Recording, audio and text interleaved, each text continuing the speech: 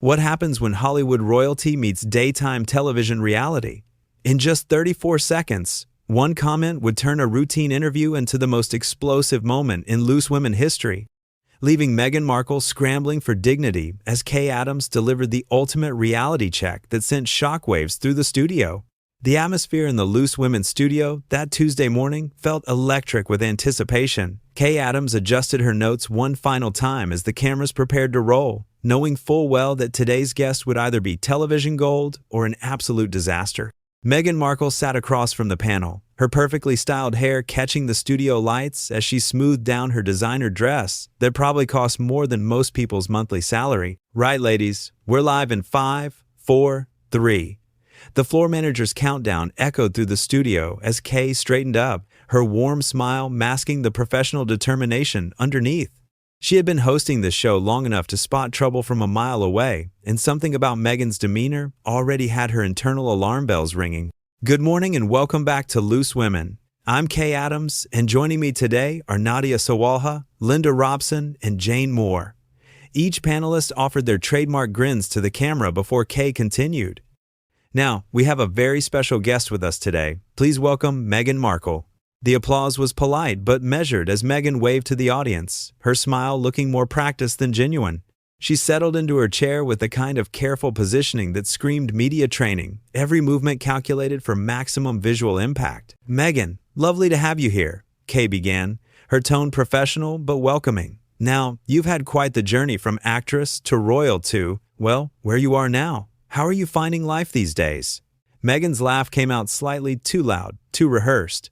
Okay, it's been incredible, really, truly incredible. I mean, when you're living your authentic truth and speaking your truth to power, every day brings new opportunities to make a real difference in the world. Nadia Sawalha shifted slightly in her seat, her eyebrows raising just a fraction. She had heard that particular brand of Hollywood speak before, and it never meant anything good was coming. That's wonderful to hear, Kaye responded, though her journalist instincts were already picking up on the rehearsed quality of Meghan's response. Now, you've been quite vocal about various issues lately. Some might say controversial. How do you handle the criticism that comes with that?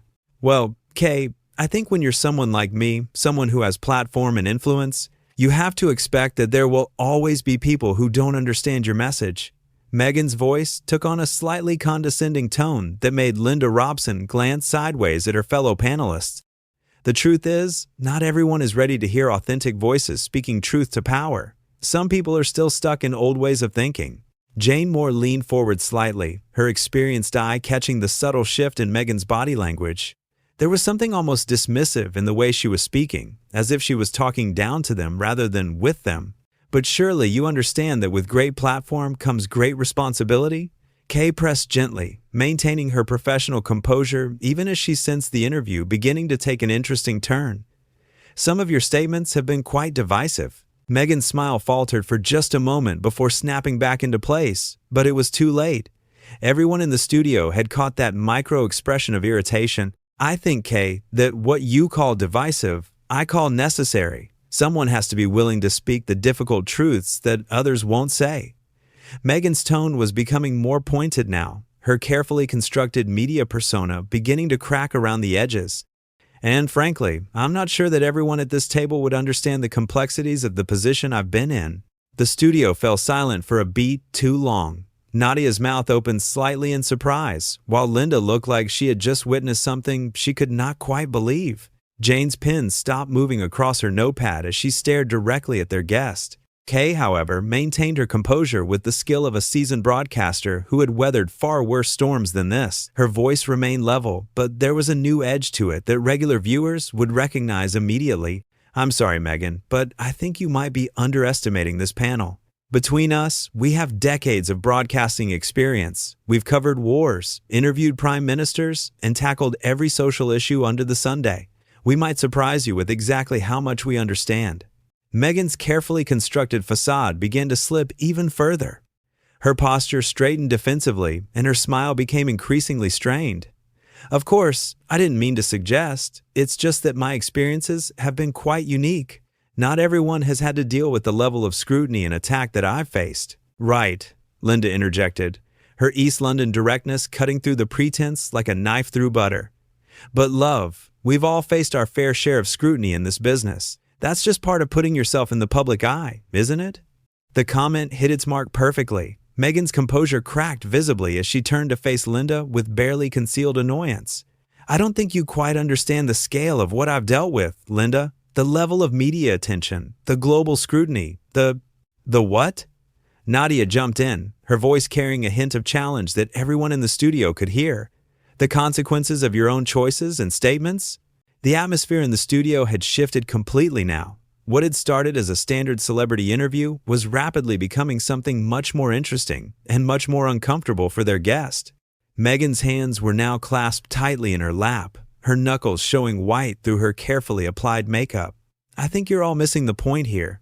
When you have a platform like mine, when you've experienced what I've experienced, you have a responsibility to use your voice for change. But whose version of change are we talking about, Meghan? Kaye asked, her journalist instincts now in full flow. Because it seems like your idea of positive change often involves quite a lot of criticism of others, particularly those who can't respond publicly. The question landed like a bomb in the studio. Meghan's face flushed slightly, and for the first time since sitting down, she appeared genuinely caught off guard. The practice responses and media training seemed to abandon her all at once. That's not fair, Kaye. You're twisting my words and my intentions. Meghan's voice rose slightly, the carefully modulated tone giving way to something sharper and more defensive. I've always been about bringing people together, about healing and unity. Jane Moore finally spoke up, her voice carrying the weight of decades in journalism. Have you, though, Meghan? Because from where I'm sitting, most of your public statements seem designed to create division rather than unity. They seem to be about settling scores rather than building bridges. The accusation hung in the air like smoke from a fired gun. Meghan's mouth opened and closed wordlessly for a moment as she struggled to formulate a response that would not make things worse for herself. That is completely unfair, and frankly, quite shocking coming from people who are supposed to be professionals. Meghan's voice had lost all pretense of composure now, her carefully crafted media persona crumbling in real time. I came here expecting a respectful conversation, not to be ambushed by a panel of women who clearly have their own agenda. The accusation hit the panel like a slap across the face. Linda Robson's expression hardened instantly, while Nadia Sawalha sat back in her chair with a look of genuine disbelief. Jane Moore's pen clicked audibly as she set it down on her notepad, her experienced journalist's instincts telling her that they had just crossed into entirely new territory. But it was Kaye Adams who responded, and her voice carried a steel that regular viewers rarely heard. I'm sorry, but did you just accuse us of having an agenda? We asked you perfectly reasonable questions about your public statements. That's what journalists do, Meghan. That's what interviews are for. These are not reasonable questions, Meghan shot back, her composure now completely shattered. These are gotcha questions designed to make me look bad. You're trying to trap me into saying something you can twist later. I know how this works. The studio audience had gone completely silent, sensing that they were witnessing something unprecedented. Even the camera operators seemed to be holding their breath as the situation spiraled further out of control. No one is trying to trap you, Nadia interjected, her voice carrying a mix of incredulity and growing frustration. We're asking you to explain your own words and actions. If that makes you uncomfortable, maybe you should think about why that island. Meghan turned on Nadia with fury blazing in her eyes. Don't you dare lecture me about being uncomfortable. You have no idea what I've been through, what I've had to endure. You sit here in your comfortable little studio making judgments about situations you could never understand. Our comfortable little studio? Linda's voice rose with indignation. Love, we've all worked our way up from nothing to get here. We've earned our places at this table through years of hard work and dedication.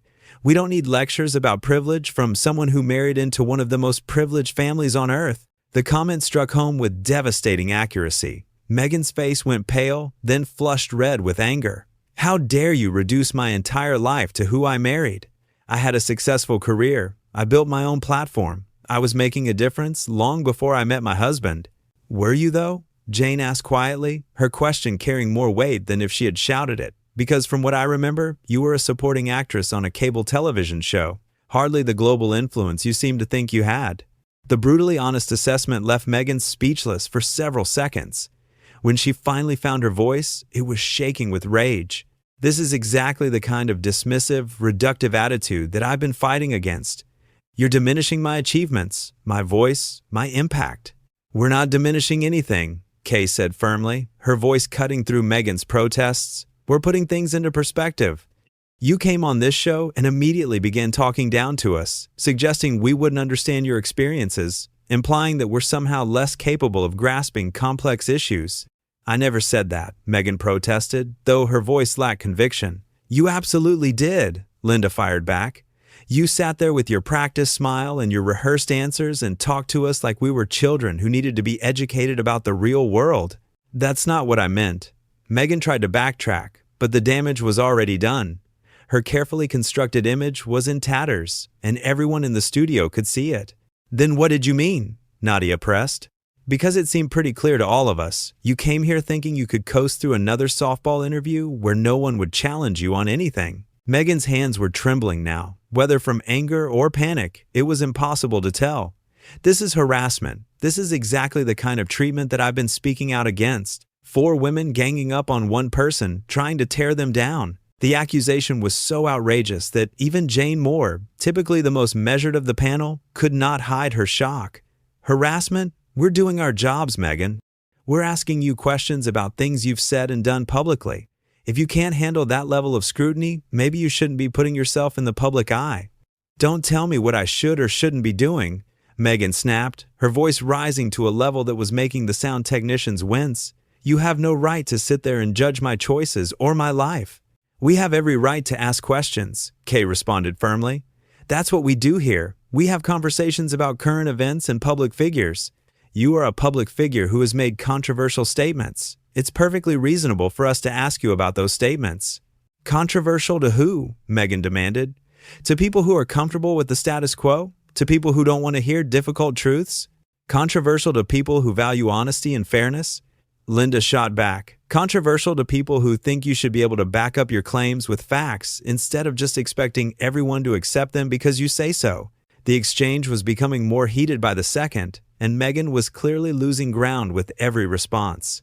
Her media training had not prepared her for this level of sustained, intelligent challenge from people who refused to be intimidated or impressed by her celebrity status. "I don't have to justify myself to you," Meghan said, her voice now carrying a note of desperation. "I don't have to sit here and be attacked by people who have already made up their minds about me." "No one has attacked you," Nadia said firmly. "We've asked you reasonable questions about your public statements and behavior. If you consider that an attack, that says more about you than it does about us." Meghan stood up suddenly, her chair scraping loudly against the studio floor. The unexpected movement caught everyone off guard, including the camera operators who scrambled to adjust their shots. "I'm not going to sit here and be disrespected like this," she announced, her voice carrying across the now silent studio. "This is not what I agreed to when I accepted this invitation." Kaye remained seated, her composure unshakable even in the face of this unprecedented studio meltdown. "You agreed to an interview, Meghan. That's exactly what this island. If you can't handle questions about your public statements, maybe you should reconsider making them." The final comment seemed to break something inside Meghan. Her carefully maintained facade crumbled completely as she pointed an accusing finger at Kaye. "You set me up. This whole thing was a setup designed to humiliate me. You never had any intention of giving me a fair hearing." "We gave you exactly the same treatment we give every guest," Jane said calmly. "We asked challenging questions and expected thoughtful answers. If you consider that unfair treatment, I suggest you examine why that might be." Meghan's finger remained pointed at Kaye, trembling with indignation as her voice reached a pitch that made several crew members exchange uncomfortable glances. "This is exactly the kind of institutional bias that I've been talking about. You brought me here under false pretenses, pretending this would be a respectful conversation, when really you just wanted to ambush me on live television." The accusation was so far removed from reality that even the studio audience began to murmur among themselves. Kaye Adams, however, remained perfectly calm, her decades of broadcasting experience serving her well in this moment of complete chaos.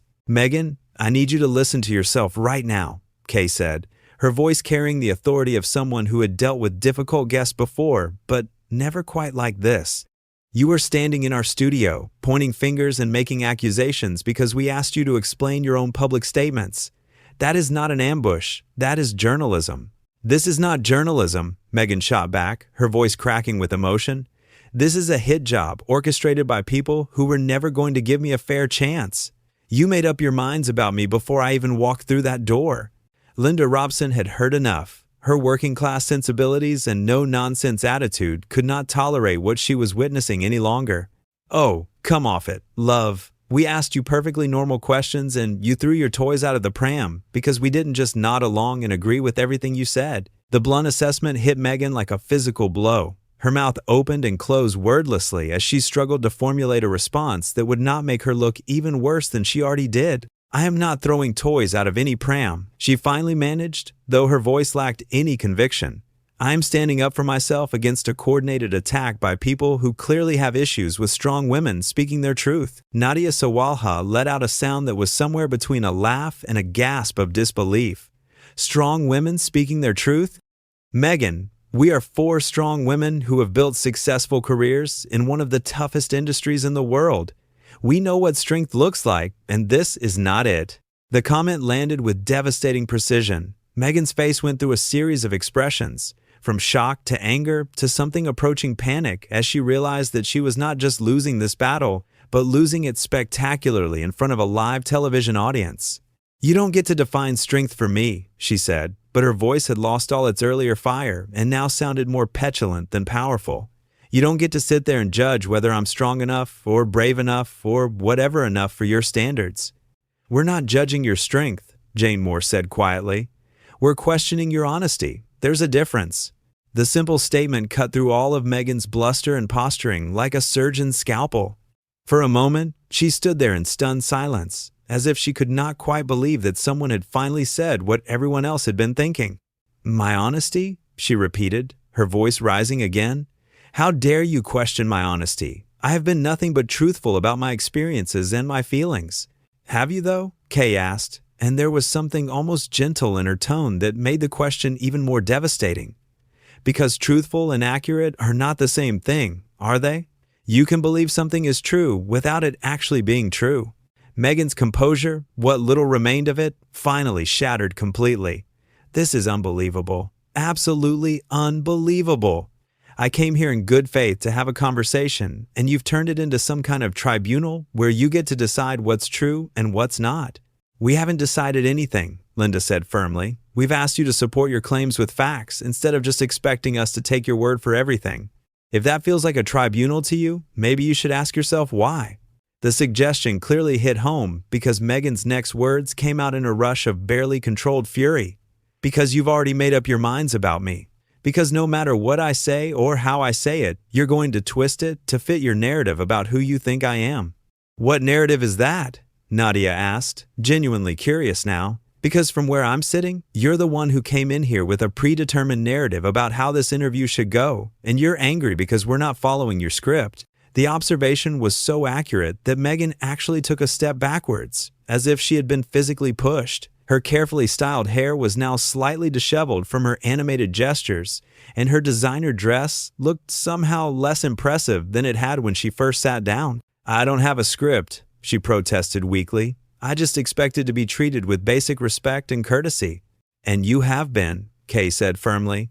"We've been polite, we've listened to your answers, and we've asked follow-up questions based on what you've told us. If you consider that disrespectful, then I think the problem might be your expectations rather than our behavior." Meghan looked around the studio as if searching for support from someone, anyone, but found only the professional neutrality of the crew and the uncomfortable silence of an audience that had never witnessed anything quite like this before. "This is exactly why people are afraid to speak their truth," she said, her voice now carrying a note of desperation. "Because they know they'll be torn apart by people who are invested in maintaining the status quo." Or, Jane suggested quietly, maybe people are afraid to speak because they know their truth might not hold up under basic scrutiny.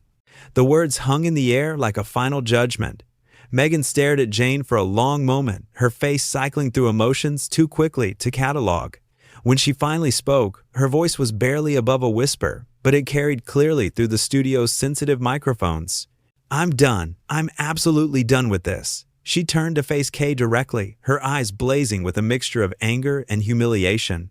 "You've gotten what you wanted. You've humiliated me on live television. I hope you're proud of yourselves." Kaye's response was measured and calm, delivered with the professionalism that had made her one of the most respected broadcasters in the country. "Meghan, no one here wanted to humiliate you. We wanted to have an honest conversation about the things you've said and done publicly. If you found that process humiliating, perhaps you should consider why." The final question was delivered so gently that it was almost worse than if Kaye had shouted it. Meghan stood there for another moment, clearly struggling with whether to attempt some kind of comeback or simply cut her losses and leave. In the end, dignity lost out to wounded pride. "You people have no idea what you've just done," she said, her voice shaking with emotion. "No idea at all." And with that, she turned on her heel and walked off the set, her high heels clicking loudly against the studio floor as she disappeared behind the cameras. The studio fell into complete silence, except for the soft hum of the equipment and the sound of Meghan's retreating footsteps. Kaye Adams sat in her chair for a moment, processing what had just happened, before turning to face the camera with the composure of a true professional. "Well," she said, her voice carrying just a hint of bewilderment, "I think we can safely say that was not what any of us expected when we started this morning. Ladies, any final thoughts?" The panel exchanged glances, each processing the extraordinary events they had just witnessed. It was Linda who finally broke the silence, her voice carrying the kind of straightforward honesty that had made her a favorite with viewers for decades. "I think," she said slowly, "that sometimes when you're not used to being challenged, any question feels like an attack. And that's not really our problem to solve." The simple observation somehow captured the entire bizarre episode perfectly. And as the cameras rolled to commercial break, the four women sat in their chairs, still trying to process what had just become the most talked about moment in loose women history.